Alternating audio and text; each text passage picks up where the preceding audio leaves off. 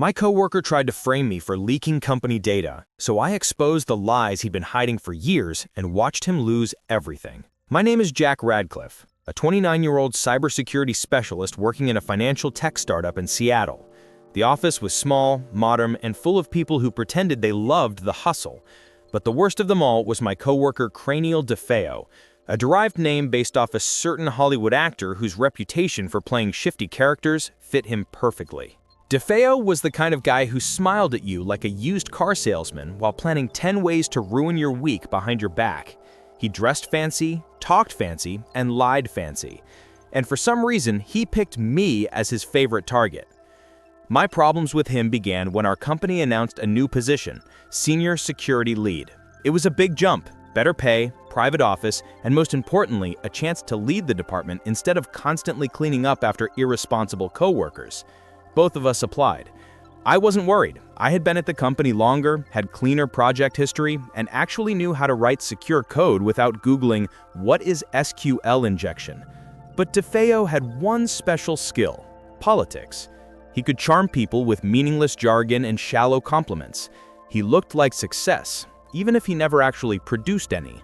And people like that often climb ladders faster than the ones building them. A week after applications were submitted, strange things began happening. My code commits on the company's Git server started showing vulnerabilities I never wrote.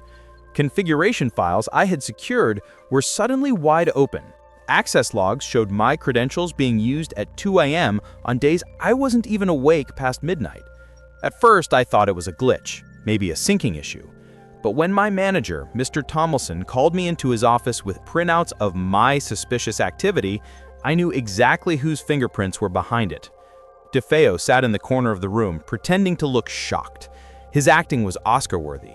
"Jack, I hate to see this, man. I always thought you were careful." The fake empathy was so thick I wanted to choke on it. Tomlinson wasn't convinced yet, but the repeated incidents were piling up fast. Someone was framing me for security breaches. Tiny ones, nothing serious enough to trigger corporate panic, but enough to make me look sloppy right before promotion time. That night, I stayed late, not to fix the fake errors, but to set up my own trap. In cybersecurity, the most dangerous people are the ones who think they're smarter than everyone else, and DeFeo thought he was a genius. I created a honeypot folder, a fake directory disguised as a secret server key store. Anyone opening it would instantly trigger a silent log that recorded their user ID, device fingerprint, IP address, and even a webcam snapshot. No one in their right mind would access it unless they were trying to snoop or sabotage. And I didn't tell a single soul it existed. The next day, I let DeFeo think he'd won. I pretended to panic, made comments about losing my job, even typed loudly in frustration so he could hear through the flimsy cubicle walls. He smirked the whole morning, thinking he'd broken me. When lunch came around, he told the team he was staying back to catch up on work. I already knew what that meant, so I waited across the street in a cafe with remote access to my monitoring dashboard open. At 12:46 p.m., the alert came in. Unauthorized access detected. User cranial.defeo. A grin spread across my face. Then another alert. Webcam capture saved, displaying image. He was staring at the screen with his usual scheming expression, completely unaware he had just signed his own digital confession. Not one, but 28 different access attempts were logged within minutes. He opened every fake file I planted. He took every bait like a starving fish. But I wasn't done. I found something even better when checking the deeper logs. DeFeo had been using a password cycling script, a shady tool designed to steal session tokens.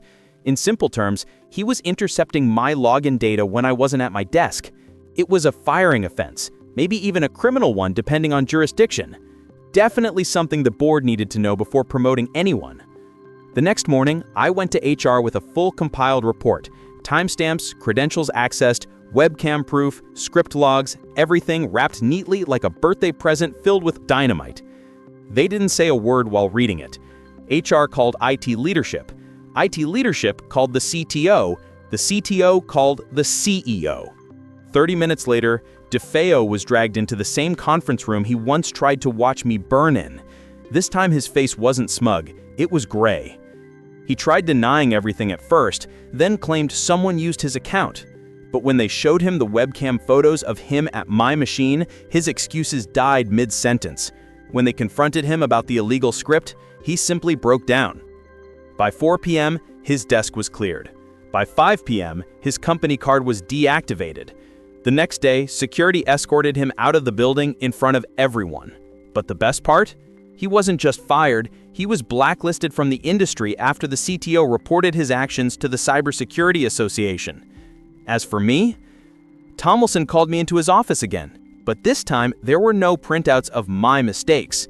Instead, he slid a contract across the table: Senior Security Lead, higher salary, private office, and full control of the systems DeFeo once meddled with. When I walked into my new office, Emily, my analyst colleague, peeked in and joked, "You think DeFeo is going to sabotage Amazon next?" I laughed. If he tries hacking again, he'll probably trip his own firewall. Sometimes revenge doesn't require getting your hands dirty.